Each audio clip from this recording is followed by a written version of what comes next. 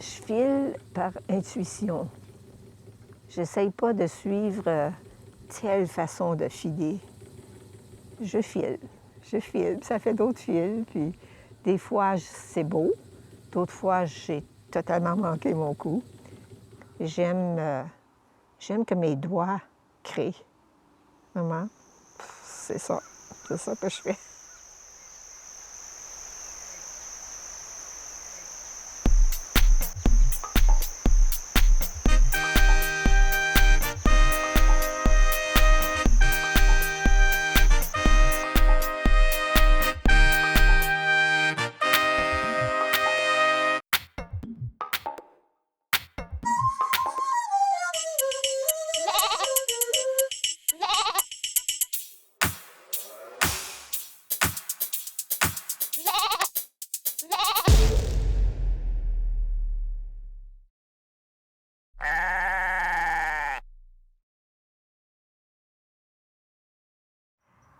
Je m'appelle Marguerite Lepage. Je demeure à Ripon depuis au moins 35 ans.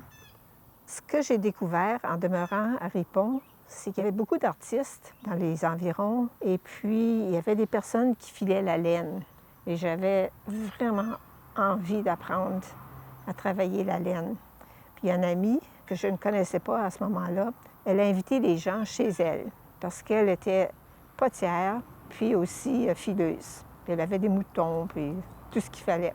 Je suis allée chez elle et j'ai appris à filer. Puis ensuite, elle est déménagée en Gaspésie.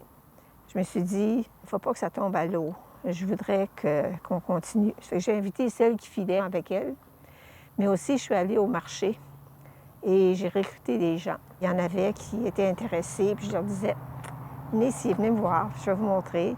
Donner un peu de laine, les laisser toucher. Puis finalement, c'est comme ça qu'on a continué à se réunir depuis, je sais pas, 12-15 ans. Là. Ça fait assez longtemps.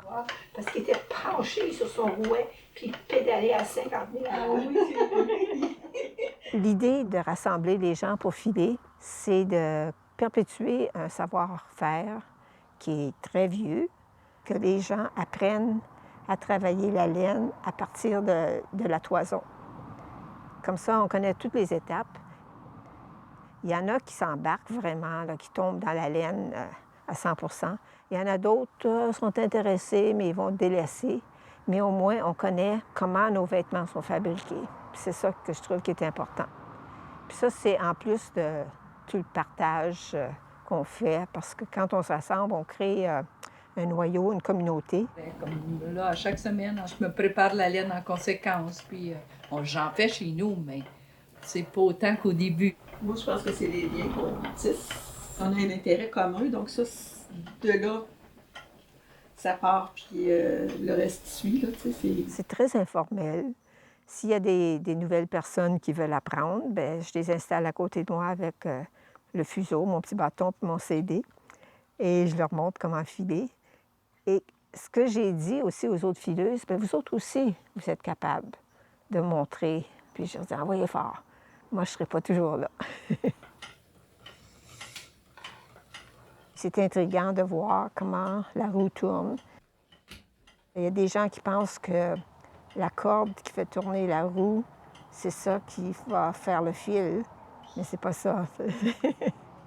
J'avais lu dans une revue des fermières.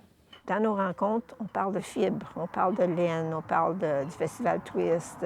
Mais il n'y a pas de commérage. Je trouve que ça, c'est sain.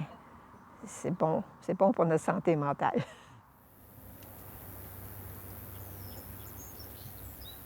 Les gens viennent filer un peu par curiosité. Je pense qu'elles viennent chercher un répit. Quand on file dehors, bien, il y a le beau paysage. Quand on file à l'intérieur, on est plus rapproché. Donc, sans le savoir, on est en train de créer un cercle. Puis le cercle, il faut se rappeler aussi que c'est vraiment la tradition des Premières Nations.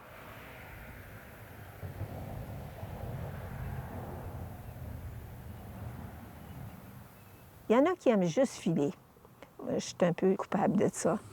Il y en a d'autres qui vont filer puis avoir un projet en vue. Il y en a qui vont être très heureuses à travailler la laine graisseuse, sale, là, puis laver la laine, la teindre, la carder, ça, c'est des heures de travail. Puis ça, c'est une autre partie de l'éducation, c'est de comprendre que quand on achète un vêtement, c'est pas quelque chose qui est magique. C'est des heures de travail, puis c'est des gens qu'on ne connaît pas, qui ont travaillé pour qu'on puisse avoir une chemise ou un chapeau. Je pense que c'est à notre façon, chacun, on peut être des ambassadeurs, ambassadrices. D'ailleurs, j'ai un jeune homme de 11 ans avec sa maman qui veut l'apprendre à filer. Puis j'ai d'autres personnes aussi qui m'ont approché. Puis je veux continuer, comme toi, à partager, à leur montrer la base, garder vraiment vivant cet art-là, puis de continuer de le partager à d'autres générations, à d'autres personnes. Les gens qui sont venus avant nous, ils nous ont transmis tellement de savoir. Il ne faut pas que ça tombe à l'eau. On ne veut pas toujours penser la tradition, c'est vieux. On peut faire des choses très, très modernes avec les fibres. C'est juste faut avoir la patience de le faire. Puis le goût et l'amour. On met tout dedans.